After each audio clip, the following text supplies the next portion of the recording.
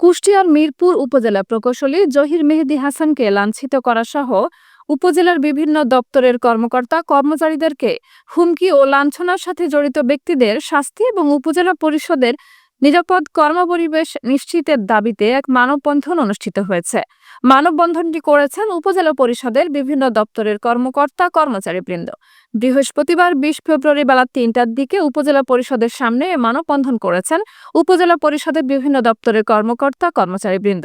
লিখিত অভিযোগে ভুক্তভোগী প্রকৌশলী উল্লেখ করেছেন, বুধবার বেলা আনুমানিক 12:30টার সময় তার অফিসে আতাউল হক চঞ্চল উপস্থিত হয়ে তাকে প্রাণনাশের হুমকি দেয় ও লাঞ্ছিত করে।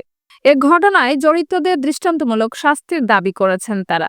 মানববন্ধনে মিরপুর উপজেলা নির্বাহী অফিসার ইউনো বিবি করিমুন্নেছা জানিয়েছেন, ঘটনাটি তিনি শুনেছেন এবং এসব সিসিটিভি ফুটেজ তিনি দেখেছেন। তারা আইনগত ব্যবস্থা গ্রহণ করবেন।